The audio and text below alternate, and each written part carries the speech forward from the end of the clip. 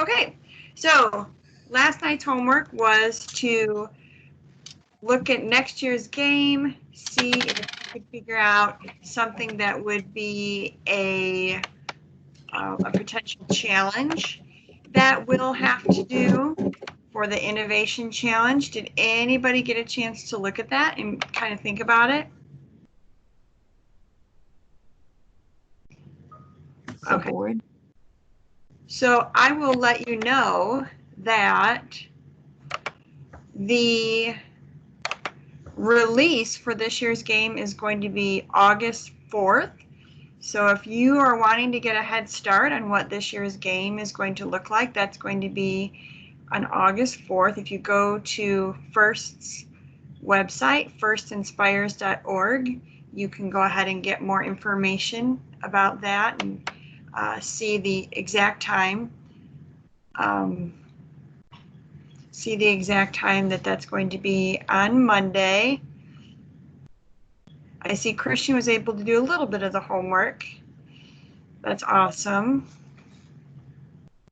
I know that Christian just got a pool, so he's probably a little busy with that. I don't blame him. Okay, so that'll be August 4th. That'll be August 4th, where they're going to release what the challenge is for the FLL season. So if you can tune into that, that would be Tuesday. So make sure you can tune into that. And then,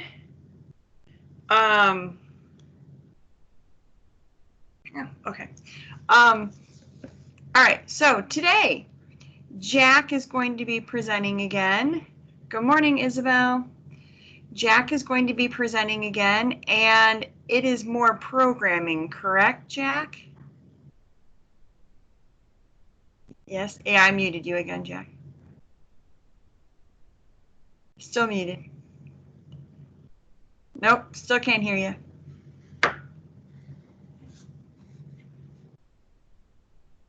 Did you unmute yourself, Jack? On my end, I don't show that you are muted. Okay, try talking again.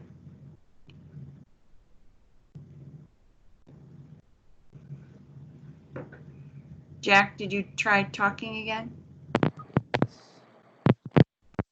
Yes. Your microphone sounds a little like something's going on. Can you hear me now? Yes, now I can hear you. Okay. I just had to replug in my headphones. Okay. So actually, there is not much programming involved. There's a little bit of math, but we're just going to be talking about some strategy. I like strategy. So basically, we're just going to be talking about how some of the ways that you can select what specific missions you do on the game each year, and then also talk about kind of the order that you do missions in, or how you compile your runs together. So that's going to be what we're going to talk about today. Awesome. All right, so definitely an important component, and something that Chris had talked about on Tuesday, maybe, that judges do look for how you selected the missions that you decided upon. So that's what we're covering today. Jack, do you need me to run video? Yeah, I still haven't been able to get the share thing working, so. That's fine. All right, here we go with Jack's presentation. And again, Jack, if you need me to pause it, just let me know. Oh, and you know what? I think that I forgot to click that little share system audio button. So let me do this again. There we go.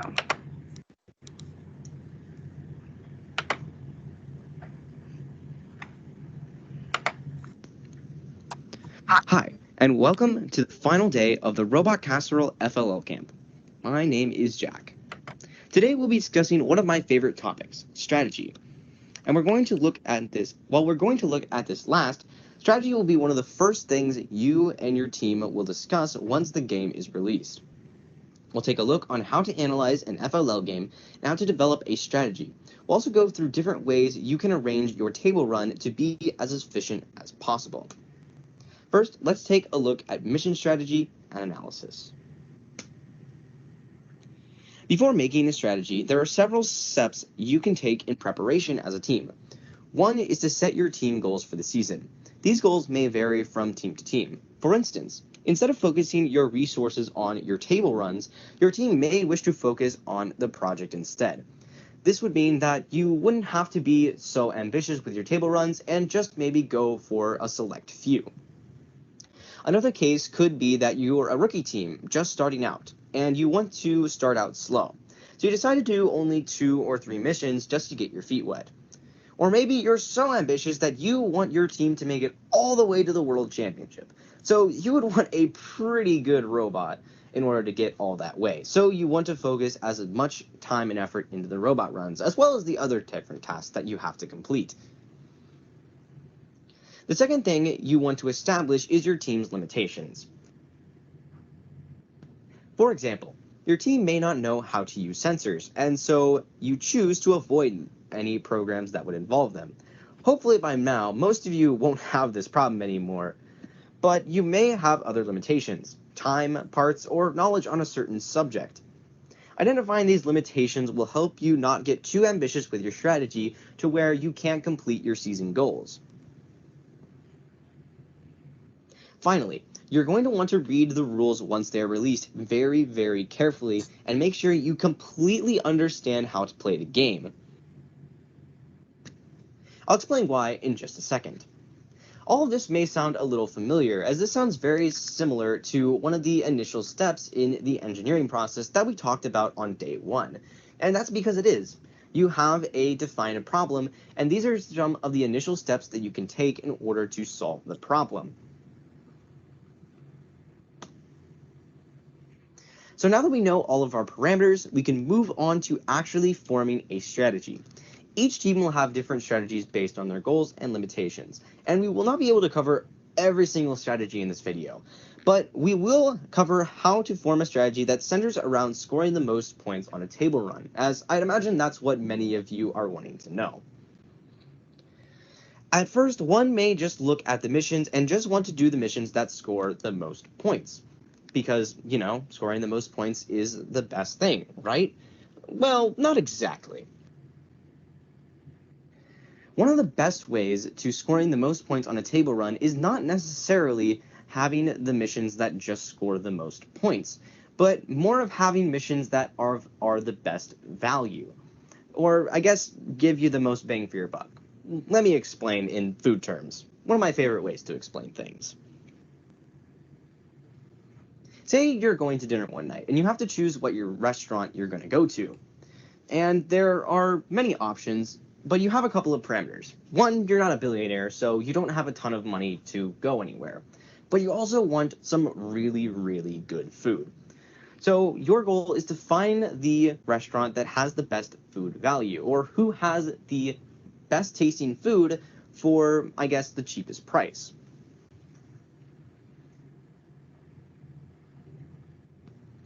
You could go to a really fancy steakhouse, which has really, really good food.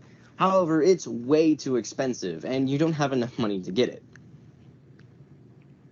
You could go to a cheap little fast food restaurant like McDonald's. However, even though the price is cheap, the food is just not that good, and the cheap price doesn't really make it all that worth it. So in the end, you decide to go to Chick-fil-A, because even though it may be more expensive than McDonald's, the food still tastes really great and gives you the most bang for your buck. Obviously, this is just... While this situation is theoretical, the same principles apply. You want to find the missions that score you the most points for the least amount of work.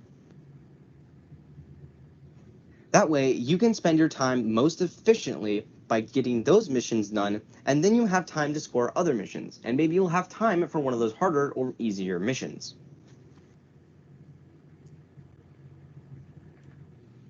So you may be wondering, how are you going to determine this? Okay, go and pause it for a second. The best way that I have found to determine... Okay, so everybody kind of get that concept of scoring points with the trying to go for the missions that have the most value. Is there any questions about that? Ashton says no. Or do you not understand the concept, or I'm seeing arguments about if McDonald's is good or not. Okay, as far as the concept of missions as far as like the value of missions, do you guys kind of get that concept? At least. Okay, I got a yes from Nathan. Got a yes from Dylan. That's a good sign. 3 yeses. Yay. Cool. All right, cool. Let's go ahead and move on to figuring out what missions have value. Are you going to determine this? And the best way that I have found to determine this is what I like to call the Rusty rating system, named after our mascot Rusty. I'm sure I'm not the first person to come up with this, so feel free to call it whatever you want. The way you give a mission a Rusty rating is you take the total amount of points you can earn on a mission. So, for example, say a mission scores you 21 points. Then you rate it by difficulty. I recommend using a scale of 1 to 5, where 1 is the easiest and 5 is the hardest. However, this works just as well with a scale of 1 to 3, where 1 is the easiest and 3 is the hardest. Once you have these two numbers, go ahead and divide them. You'll go ahead and divide the total amount of points by the difficulty rating you gave the mission. And that number that you get is going to be your Rusty rating. Make sure you write down your results, either on a computer, on a piece of paper, or on a sticky note, and set it right next to that specific mission. Once you have your Rusty rating, you can then rank them from the highest score to the lowest score. The higher the rating is, the more valuable the mission is. This list will give you a list of most valuable missions, and you can use it as a priority list for what missions you want to accomplish. One thing to note about this rating system is that it could possibly change over time. You may find later that missions are easier than you thought, whether you found a certain technique online watching another team's video, or you learned some new piece of information about the specific rules of the mission, and that made the mission a whole lot easier. So always be sure to review this list every once in a while and see if there are any other missions that are super valuable. Alright, finally, let's talk about table run strategy. The table run strategy is basically the strategy of what order you do your missions in. Now at first this may not seem very important, but the order you do your missions in actually save you a whole lot of time. Remember, the goal is to be as efficient as possible at your table run. Before getting into all of this, let me go ahead and define a run. Not a table run, but a run. A run is from when you launch your robot out of the launch area to when it returns to base. That is one single run. And there are basically 3 different types of runs. One of those is a short run. A short run is usually only comprised of 1 or 2 missions, and this is very common for many teams to use. The benefits to a short run is that they require less attachments, which reduces the amount of time spent at home swapping out parts. This is important because you want to make sure you're spending the most time completing missions and scoring points as possible. The downside to this style of run is that more time is spent going back and forth from base to the missions, which is time that could be spent completing more missions. Long runs, which usually consist of 3 or more missions, do not have the same problem, as it requires less trips back and forth from home to the missions to base, which allows you more time to spend scoring points.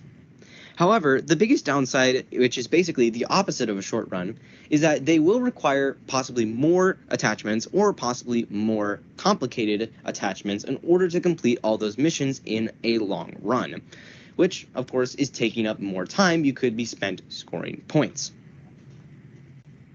While you can choose which run suits you the best, I personally recommend to do moderate runs, which is basically an in-between of short runs and long runs. In this run, you can be anywhere from 2 to 3 missions, which I think is a pretty balanced way to do it. This is so you can take less time going back and forth between the base and the missions, but you also don't have to put on as many attachments at the base as you would have to do with the long run. Perfectly balanced, as all things should be. When doing these moderate runs, it's a good idea to do the missions that are close together, once again minimizing travel time. You wouldn't want to be going to one corner of the mission field and then going to another corner of the table and then having to come all the way back to base. Instead, you could just do the 2 or 3 missions that are right next to each other. That way, your robot is traveling less and scoring points more. All right, this concludes today's video and the Robot Casserole FLL camp. However, before you guys go, here's some homework for you guys to work on. First, I want you guys to take a look at last year's FLL game, City Shaper, and I want you to give all the missions a Rusty rating and then create a priority list based on what you got as a result. I also want you guys to create a theoretical table run based on those results you got from the Rusty rating. Remember to take in everything we've discussed in today's video into account as you compile these runs. We hope you guys had a ton of fun this week, and we hope these videos will be beneficial to you guys and help you guys out this season. Until next time, see you guys. All right, there you go. Also, no, I am not Thanos.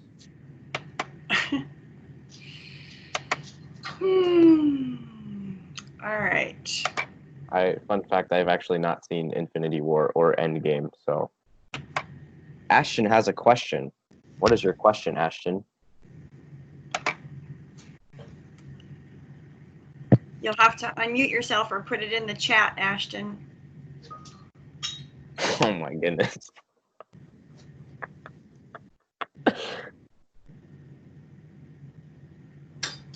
I don't know. First of all, that's not on topic.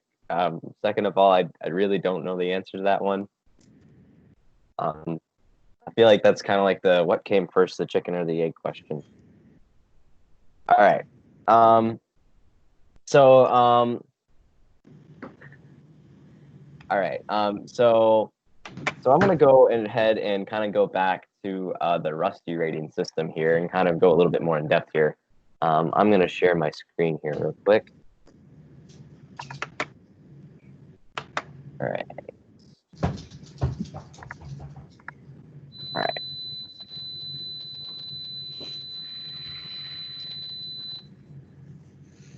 All right. So this is kind of a visual example, so you guys can kind of see what the Rusty rating system is. Up here, I kind of have it marked out for you. So you're going to take the total point value here, and then you'll divide that by your difficulty rating, either from a scale of 1 to 5 or 1 to 3, and that's going to be your Rusty rating. So kind of to put this in context, last year we had the ramp, and just going up the ramp was worth 20 points. And I think that's a pretty easy task. You could either do, it could probably be a difficulty of 1 or 2. I put 2 up here for an example. So you're going to divide 20 by 2, and then you'll get a Rusty rating of 10.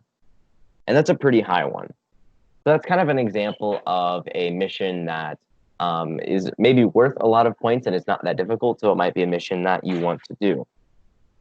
However, there could be a mission that is worth 100 points. And it's also worth a value of 2, or a difficulty of 2. So that would give you a Rusty rating of 20. And so that's kind of where you kind of figure out where the value is on that. Because one mission, wait a minute, that's not right. Sorry. I meant 5. So that would give you a Rusty rating of 20. So even though this 100-point mission is worth, 5, is a difficulty rating of 5, it still is worth more than the ramp, even though the ramp is so much easier.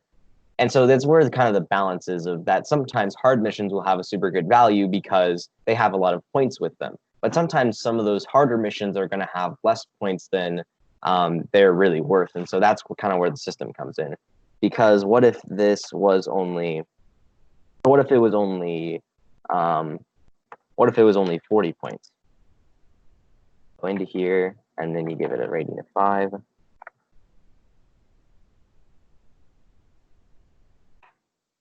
So if it was only worth 40 points, or 40 divided by 5, that's a Rusty rating of 8. And so even though the ramp is only worth 20 points, which is less points than this mission with 40 points, it's more worth it to go for the ramp because it is much easier to do and more worth the amount of points. Whereas with 40, it's just not that worth doing because it's not giving you enough points for how difficult the mission is. But then you got the one here in the middle to where it is really difficult. It is a really difficult mission, but it's also giving you a ton of points. And that's kind of another factor that you have to take into consideration whenever you're kind of developing your strategy, is that sometimes even if a mission has a really high value, you may still not want to do it just because it is so difficult. And that really just depends on your team's capability and what you think you're able to do. So just kind of wanted to go through that. Does everyone kind of understand that?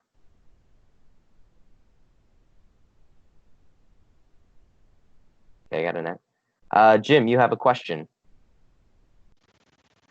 Yeah, from our season last year, Kim mentioned that we had similar factors in our decision process, but we also had a fun factor in there. If it was a project or a mission that looked like it was fun to do, threw that in as a factor as well. Yeah, and that's totally a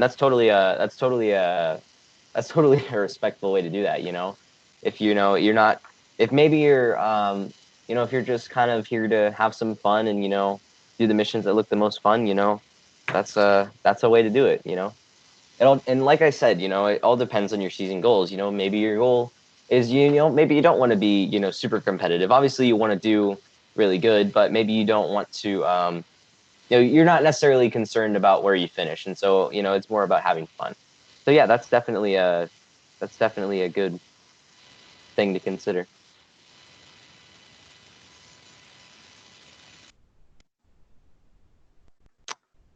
All right, was there any other questions?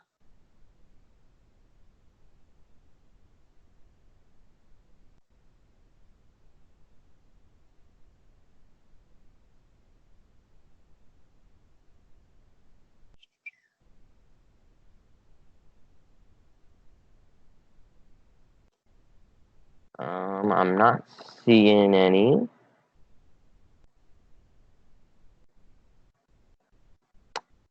Any questions? Comments? Jack, do you want to pull open last year's challenge, Matt, and kind of walk through some of that with them? Yeah, give me just a second here. I put the link to at least last year's challenge from the first website in that Google document, if you happen to have that open. Or I have like first resources for the thing. All right, so give me just a second here. Chris has a question for discussion.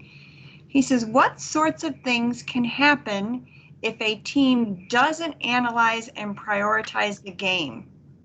So those of you that have done this before, or even those of you that are new, what do you think? What would happen if you don't look at the game and you just start programming?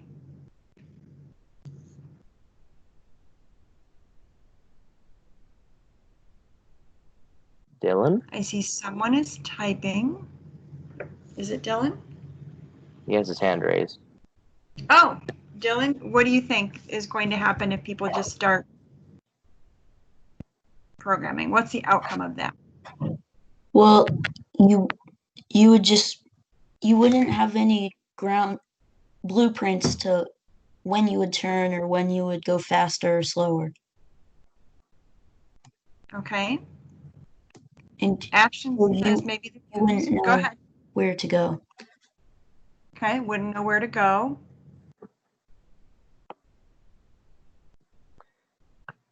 Someone else is typing.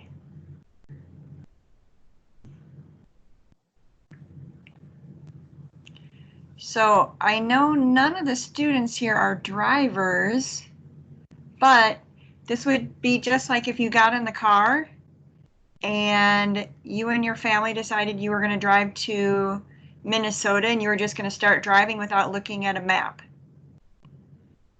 Do you think it'd be more efficient to use a map and plan it out, or just start driving north because you know Minnesota's north? All right, unknown user says you would have to keep trying at the ones you maybe are bad at, then the ones you are good at.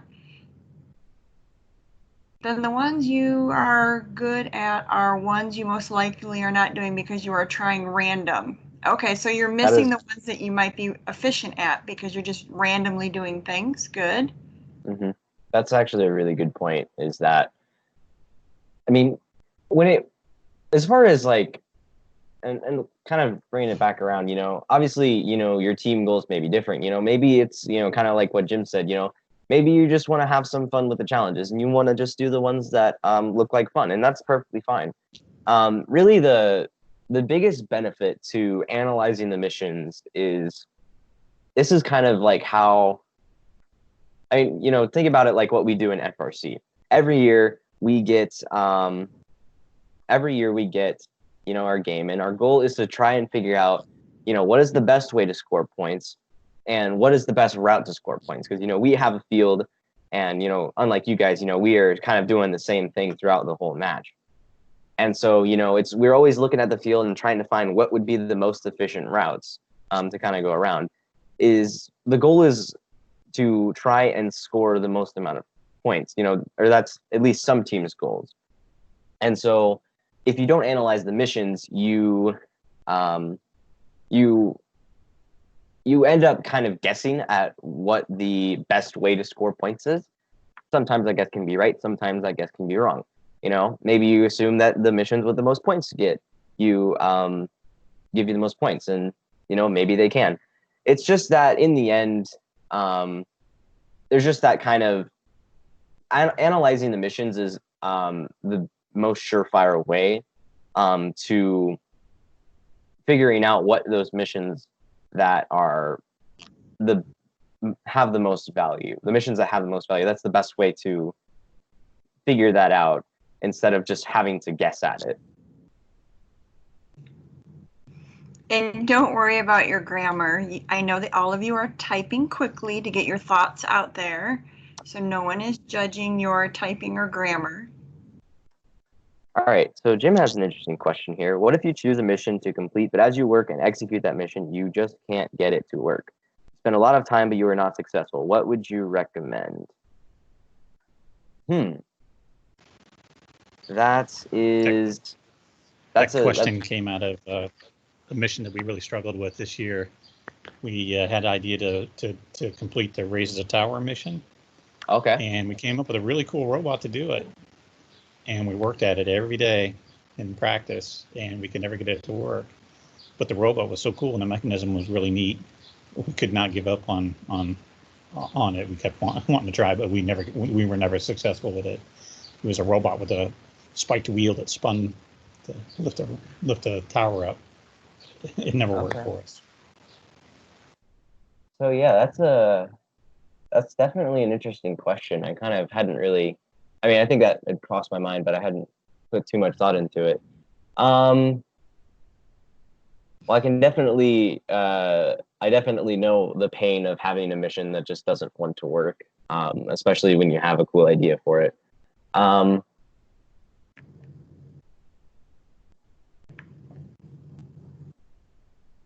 So I guess there's kind of two ways you can go at it.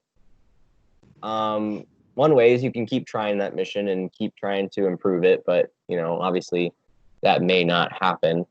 The other way that you can do it is, what you can do is you can, I don't want to say like scrap the mission, but if you find that maybe it's a better use of your time to maybe do some easier missions on the field, you know, that you haven't figured out how to do yet. And that would be a better use of your time than, you know, doing this mission that, you know, just isn't able to work. That might be a better use of your time. Now, obviously, it's frustrating, you know, when something you've worked really hard on, you know, doesn't end up working out. You know, I'll give an example from our team. So a couple years ago, there was a challenge in one of our games where we had to get up onto this podium at the end. And to get up onto the podium gave us a certain amount of points. And, you know, we figured that that would be super important to get. And so our idea to get up it, you know, a lot of teams had these, you know, crazy mechanisms that would get them up onto this thing. And we decided to basically just build a ramp for a robot to drive up onto. And, you know, we spent a lot of time working on this, ramp and trying to figure out how it worked. And, you know, it did working, you know, it just was going to take, you know, good driver skill to get up the ramp. Well, come to find out that the ramp was actually, against the rules. And we didn't realize it. And it was kind of, it was really sad because it was something we worked really hard on, but it ended up not working out for us. And so, you know, we kind of, in that time, we tried to figure out, well, is there a way we can make this ramp work? You know, is there another way that we can get up onto that top platform? But in the end, we just decided to go for one of the lower platforms there on the podium, because we figured that would be a better use of our time if we were just going to go for the lower podium instead of trying to figure out how to get to the high podium. So that's kind of the same thing, is that sometimes you find yourself, you've worked really hard on something and it just doesn't work out, whether, it's just not able to work out. And so sometimes you have to make that decision to say, hey, even though we spent a lot of time on this, it's just going to be better for us to do something else instead of trying to figure out how to make this specific thing work. Chris, do you have a judge's perspective on that one, since you've done robot design judging before?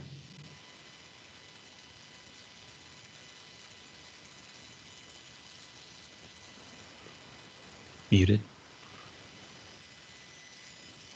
I can't hear you, Chris. You're unmuted, but yeah.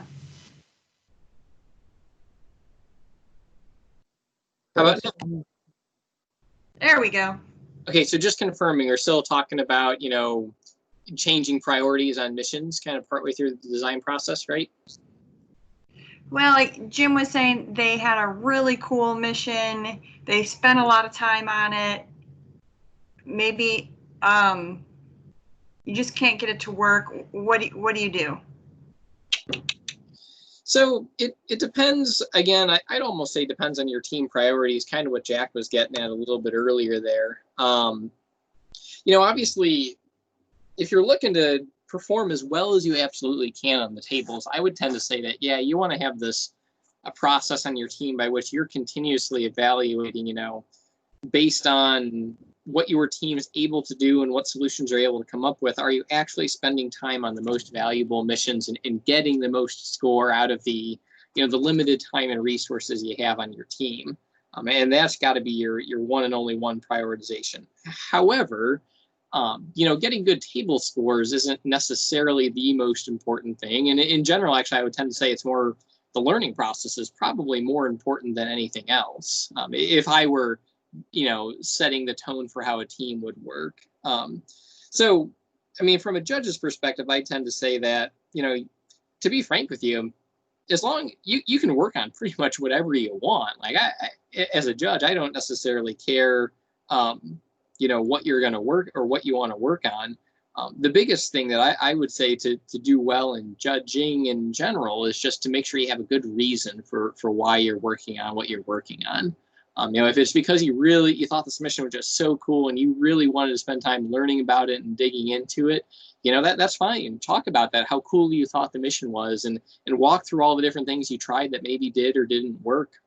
That's perfectly fine to design that process and just make it clear that your team priority was, you know, we just thought this mission was so cool and we wanted to go for it and we thought it was valuable to do. And again, like I said, just kind of depends. I guess that's the most I'd have to say on that. Just whatever you choose to do, make sure you have a good reason why you choose to do it, and you can talk about that to the judges. Okay. And then along the similar lines, one of our students asked, what if you had a mission that worked, but it only worked half of the time, or you had to put it just right? So a simple way to think that I would think through that would be, if the mission only works half the time and it takes, 10 seconds to do the mission on the time that it works, you could usually model that in your head to say, well, this mission actually takes about 20 seconds to work. So on average, I have to run it twice. So on average, it's going to take you 20 seconds to get it done. In and of itself, that's not necessarily a bad thing. Like, if it takes you, let's say, put it this way, right? If you made some calculations that said that, well, in order to score well at the table, we need to do this mission within 10 seconds. And, you wrote a program that, attempts it in 3 seconds and only gets it every third time, you've technically met your requirement. Now, that's not particularly elegant. I would tend to say, well, slow it down, try and get it a little bit more accurate. I think I would tend to say consistency and knowing for sure that it's going to work is better than kind of crossing your fingers. It happens to work the first time. But that's not invalid to say that, you only have so much time you can build something in, right? You're never going to be able to get it perfect. So making that trade-off to say that, well, it's only going to work half the time, but, maybe we'll wait on it.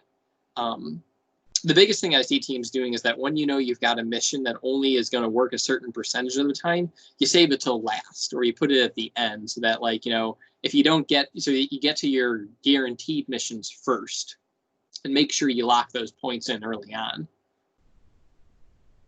Okay, good questions. That makes sense to me. All right, our same student, which I think is Isabel, is typing again.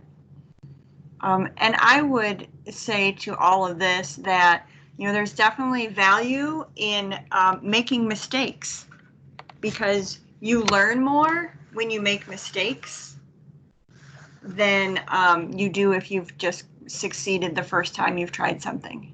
Mm-hmm. Yes, and you're right, Isabel. That's what we did during this last season with the ramp. The ramp was, it was exciting when we did it. And yes, one of those that, but we learned a lot through all those kind of frustrations. There's still learning there. All right, Jack, were you able to pull open the map from last year to talk through a little bit of this? Yeah. One thing I will say, one thing before we get into this about strategy is that a lot of times strategy is not like a solid thing that everybody's going to have the exact same answer for kind of deal. So, whenever you have a question about, should we do this, should we not do this, it really depends on what your team is trying to do, what your season goals are, what your limitations are. And so, it's not going to be the same answer for every single team, kind of deal. All right. Chris, it looks like Ashton has a question for you. Let's see here. My chat disappeared. Pull it back. Chris Girth, I have a question. Alrighty, what's up, Ashton?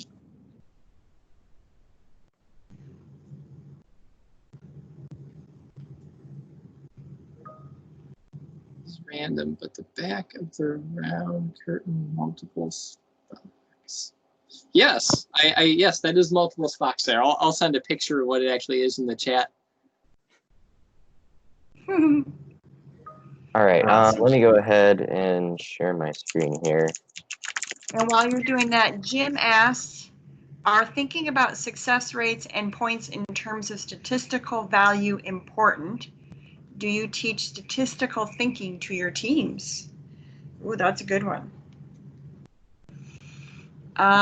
I know that I don't.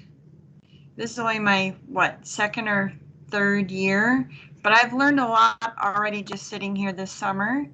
And so it is something that I think we'll talk more about, especially since I'm losing the mentor that was doing the programming with the students. So guess what? Those of you that are here right now, I hope you're paying attention because we will be talking about this. I do love efficiency. So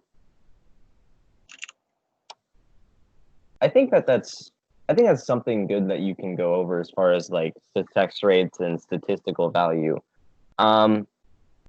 I mean, I don't know how in depth you want to go into it, but I think that's definitely something that would be, I guess, good to. It wouldn't necessarily be a bad thing to teach them and go over that with them as kind of a way to kind of introduce that factor of, you know, how much you want to, you know, kind of using those kind of statistics in as part of analysis as far as strategy goes, because, you know, I can't specifically think of a case in FRC, but well, okay, actually I can. So in FRC, you know, we do scouting because we have alliance partners. And so, you know, at the end of the week, we have to pick our alliance partners for the big final tournament.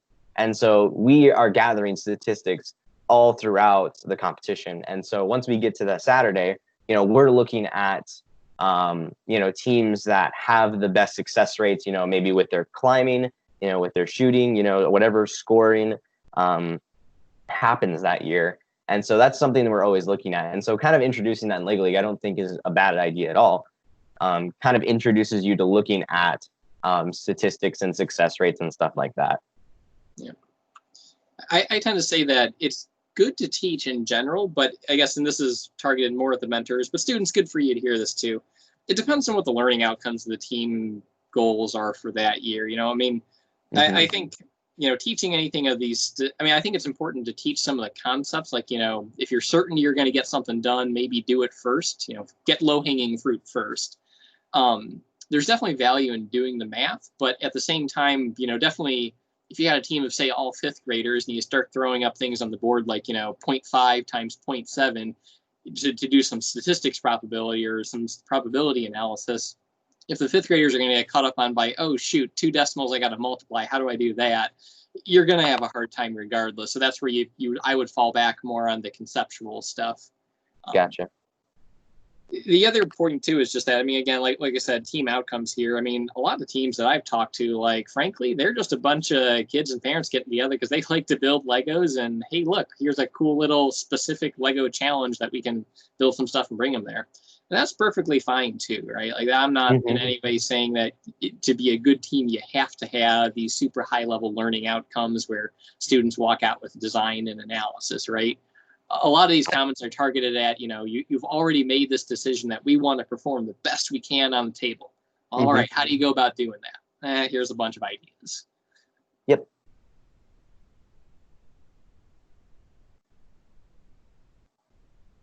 All right. So let me go ahead.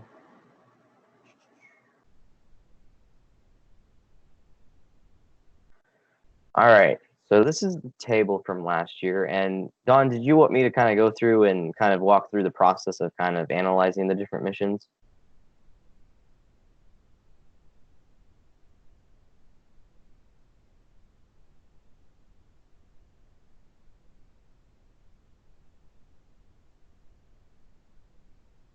Don is silent.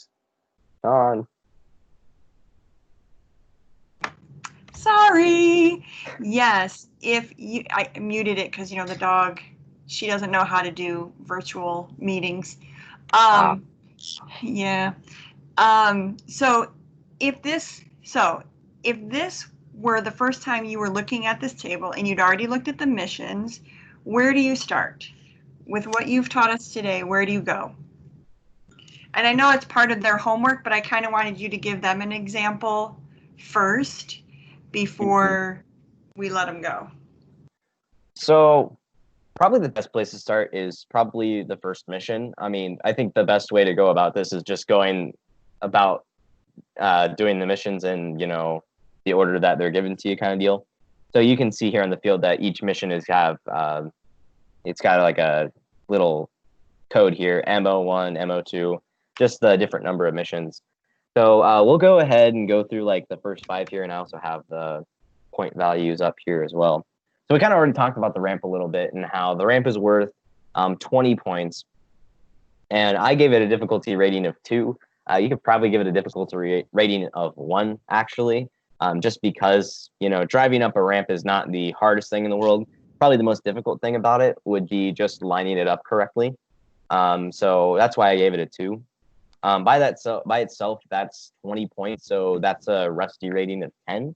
There's also another factor that you have to keep in mind. And let me go ahead and switch my a second. All right. So there's another thing you got to keep in mind with the ramp is that the ramp has several other things that it can score points with. Because if you guys remember the flags here, if you were able to get the flags up, they were 15 points each. So you can take whatever part you want to do. You can give a Rusty rating to each part of the ramp, you know, each kind of scoring opportunity. So you can give a Rusty rating to just going up the ramp. You can give a Rusty rating for going up the ramp and standing 1 flag up. You can give a Rusty rating to going up the ramp and standing 2 flags up, and kind of give the Rusty ratings depending, you know, on which one that is. So for example, you know, if we wanted to make me give a Rusty rating for getting up onto the ramp and then pressing down both of the flags, together that's going to be a total of 50 points because you got 20 points and then 15 points for each flag. So 15 plus 15 is 30. 30 plus 20 is 50 points. And then I would probably give that a Rusty rating of maybe 3. You could go 4, but I think 3 is probably the most reasonable there. So if you divide 50 by 3, which is calculator, 50 divided by 3, so 16.6 or 7, 16.7 we'll say. So that's less valuable than the just going up the ramp normally. However, you still might be able to do that because you might say, well, you know, even though this is a lower value than just going up the ramp, maybe just because we are going up the ramp, maybe we can at least try to get 1 or 2 of those flags, kind of deal. All right, so now let's go over and look at the crane here, mission number 2. So let's look at what the crane has. All right, so the crane has a couple of kind of multiple things you can do here. So one of the things is you had to lower the crane. So basically you had to flip the switch and lower the crane down. Another thing you could do is you could stack the block hooked to the crane on top of the block that was sitting there on the table, and that's worth an additional 15 points. And then you could also get more points by putting the stack of blocks into that blue circle, and that would give you another 15 points. So altogether, that would be so doing just the lowering is 20 points, and I'd say that's probably a 1 there. So you got a value of about 20 there. Doing the additional things, so if we wanted to do all of those things together here on the field, so once again, that'd be 50 points for 15 plus 15 plus 20. And then you would also, as far as the difficulty rating there, that would probably be around a 4 to do everything, 3 or 4. I wanted to give it a 4 here. Why did I close this out? 50 divided by 4. So you got 12.5. And so this is kind of the process you're going to go through, is you're going to kind of go to each mission and just kind of, give it a difficulty rating and just kind of divide that. Jack? Yes. Ashton is wondering how you got the flags down on the ramp. So Ashton, last year, if you look where Jack's, up by where there, see his cursor? If the wheels went over those blue marks, then the flags popped up. So yes, Dylan's answering your question, that there's a lever on the top of that ramp.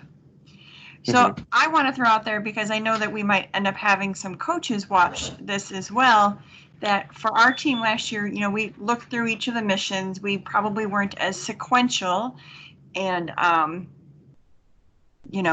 as what am I trying to say? Rigorous. But we also, after looking at them, also knew that first last year gave us the programming for mission number 2, I believe. And as a teacher, I also felt that it was important that students start off with something successful. So it was nice to have that mission that right out of the gate, if we chose to, we could do something and have it be successful and then work on it from there. So that's why we chose that mission in particular. I think starting off with something successful, even if it's small, also helps too, depending on your team. Mm-hmm. And another kind of funny thing with strategy is that in reality, there are many, many different factors to choosing what missions are the best for your team specifically. Kind of the Rusty rating is kind of just a simplified way of saying, okay, what missions are going to score you the most amount of points for the least amount of work? It's kind of simplifying strategy in a way. In reality, there are many, many different factors that you have to take into consideration. We've talked about a lot of them today, limitations as a team, your team goals for the season. Jim mentioned, if you guys just want to do fun missions, just have, or really just, want to have some fun and you don't really care about where you place. There's just so many different factors, and, in the end, there's not one set way to go about and choose the missions. Kind of the Rusty rating system is just kind of a simple version if you're wanting just to score and perform as best you can, kind of feel. Okay, I would also add that I think there's no shame in reaching out to another team to ask for their opinions on what they're doing. And I know that that is one of the core values and something that the judges would also look at, your collaboration with other teams. Okay, we are getting super close to that hour. So anyone have any questions?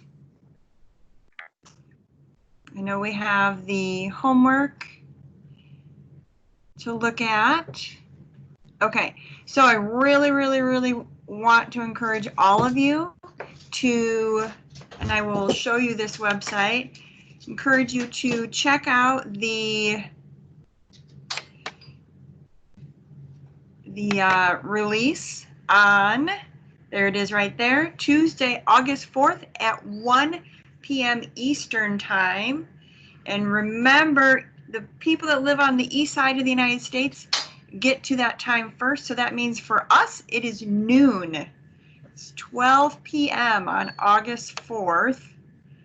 I want you to go ahead and check out this year's game so that you can get some ideas.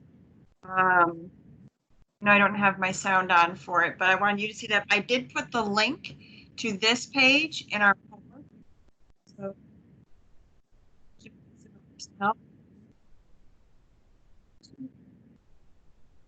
you can show all the things out there. I feel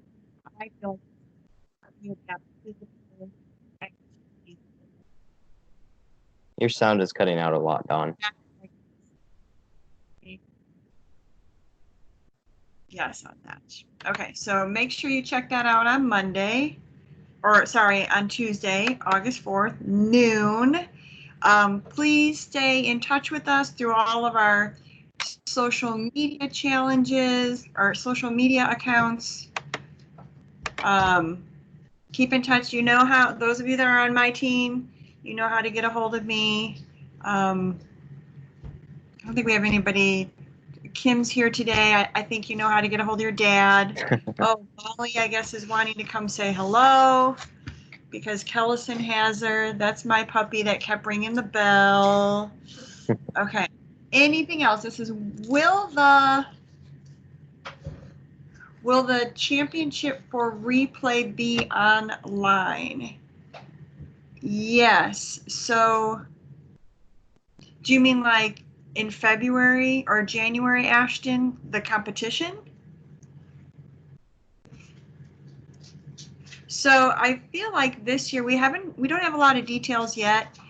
Oh, look, there's Isabel's dog, so cute. Okay, sorry.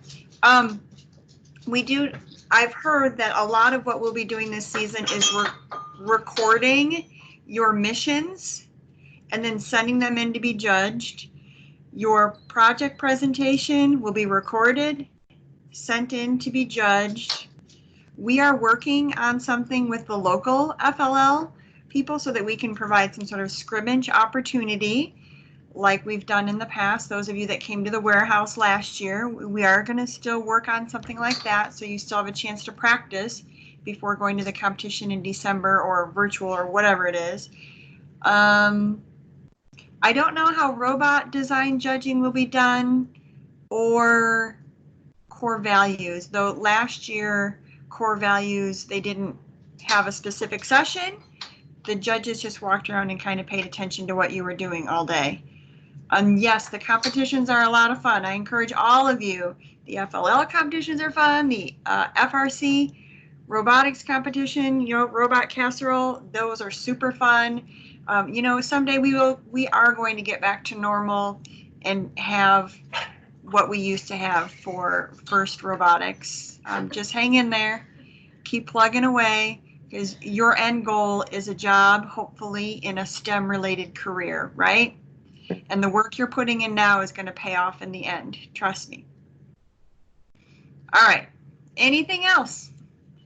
All right. Thank you so much, everyone, for joining us and participating. I've had my trusty sidekick, Kellison, over here all week, so hopefully she's been learning too, so she can help me out in the fall. But you're sad. Yes, I'm sad that this is over too. But tune in on Tuesday. And have a great weekend. The weather's going to be beautiful, okay? Get outside and enjoy it. All right.